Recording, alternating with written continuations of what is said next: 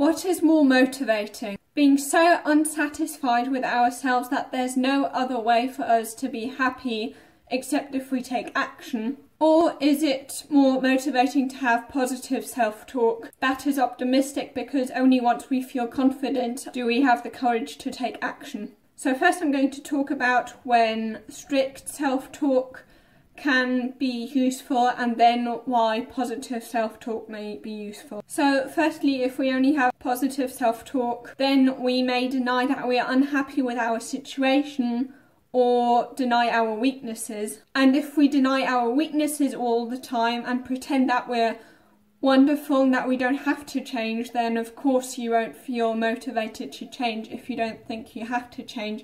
But if you're overconfident and you have all these people telling you there's something they don't like and you just reject it as, they're stupid, and not thinking about maybe they're right, maybe this is useful feedback, of course then you're not going to improve. So for example, being overly optimistic would be driving your car without putting the seatbelt on because you think, nothing's gonna happen, I'm into positivity and so I believe that no matter what I do, everything is going to turn out fine.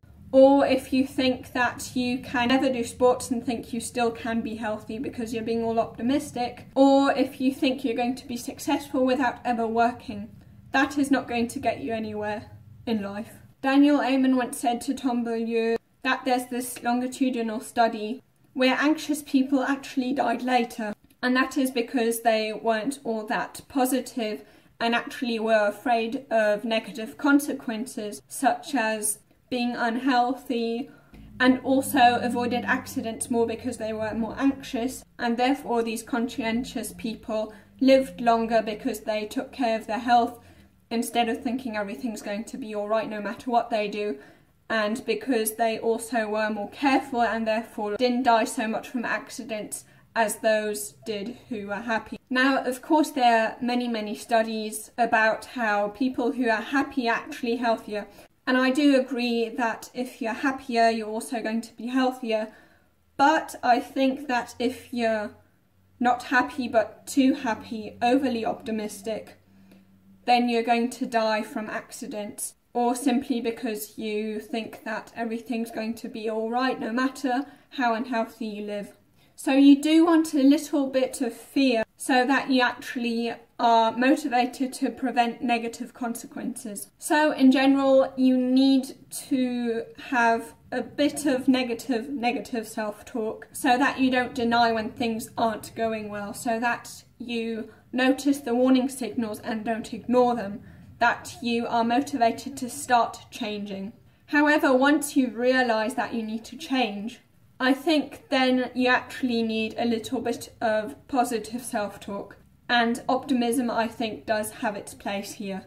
Because if you're not optimistic, if you're not confident in yourself, in your ability to actually manage to do anything, then of course from the very start you won't even try. Because it is our belief that cause our actions then give us results, and those results then make us believe even more in our abilities, and then we take even more action, and this loop goes on and on. And for this reason you do need a little bit of self-belief. However, I think there's a big difference between being optimistic that nothing is going to happen no matter what you do, and being optimistic about your ability to change the situation when the situation is bad. So the first, just thinking everything's going to be okay no matter what, is like I've just mentioned in the seatbelt example. That's a form of optimism that we should be actually avoiding.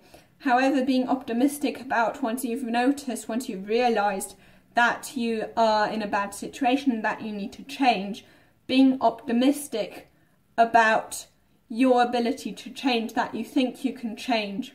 So being optimistic about your ability to change, that is going to be beneficial. However, being optimistic about not having to change the situation when the situation is bad is detrimental. So be optimistic about your behaviour having an effect on your life. And another reason why you don't want to have too much negative self-talk, and you do need a bit of positive self-talk, is that trying and failing is hard enough in itself. and we don't have to make it worse through bombarding ourselves with negative self-talk and saying how awful it was that we failed, because failure is already bad in itself. We don't have to make it worse. And if you then punish yourself so much for failing, then of course you're not going to try again. And if you want to succeed, then you definitely want to try. In fact, there's studies that show that we make better food choices when we are in a positive mood. For example, one study has shown that people in a positive mood rate apples higher than candy bars. And another study, people who felt good were more likely to pick grapes instead of sweets. And then there also was this study on women who were on a diet, and in this study the women had to taste a donut, and therefore they had broken their diet. And then these women were split into 3 groups. So one group, the self-compassion group, what they were told is that, okay, it is kind of a shame that you've broken your diet, but it's okay. Every person makes mistakes, but you can still do something about it. Just, you've made this mistake now and it's okay, just don't do it as much in future. And then the second group was the self-esteem group. This group simply was told to write down things about themselves that they liked about themselves. And then the third group was a control group. And of course these people in the control group, what they probably did, because that's what most of us tend to do, is tell themselves how bad it is that they've had that donut. And then after that, each group was sent in a different room, and then they were asked to taste M&Ms. What these participants didn't know is that the researcher would, after they tasted the sweets, measured every single room how much they had eaten. And it turned out that those in the self-compassion group did best. So there you can see that we do need positive self-talk when we fail, so that we don't feel too bad, and also because we want to make better decisions. But why is it that we make better decisions when we are in a better mood? That is because when we make decisions we need a lot of energy, because our prefrontal cortex, the brain region that is there for decision making, uses up a lot of energy. And as you've probably experienced yourself, when we beat ourselves up and tell ourselves how bad we are, we don't necessarily feel very energetic, we feel kind of drained. And if you drain yourself through negative self-talk, then you're not going to have as much energy to make good decisions. Think of decision making as a muscle. If you use it, then it will grow. However, if you use it too much at once, then it will actually be overtrained, and in the case of willpower, it then will be depleted. And if you deplete yourself of willpower, then of course you're going to make bad decisions. But it's not only the case when it comes to decisions about our health, it's also the case with our productivity. There's also a study that found that those who are able to forgive themselves after procrastinating will actually procrastinate less in future, not more. Another reason why we make better decisions when we're in a positive mood is that, think about it, every single bad habit in our lives is there for a reason, and that reason is that we use these bad habits to make us feel better as quickly as possible. Mostly it's always about immediate gratification, but if you already feel good, then you don't have this need to feel better if you're already feeling great. If you're feeling great, then there's no need for comfort, and therefore also no need for comfort food.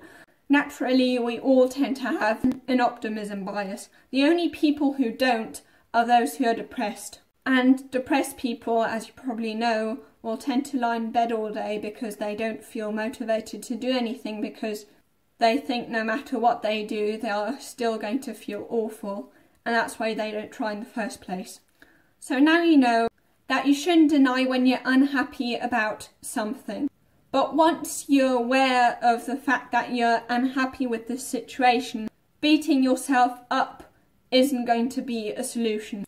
Positive self-talk, once we've figured out that we need to change something, is more motivating, even though we mostly tend to think that if we're really strict on ourselves, then we're going to be more motivated. So therefore, if you want to improve your self-talk, you can watch this video here.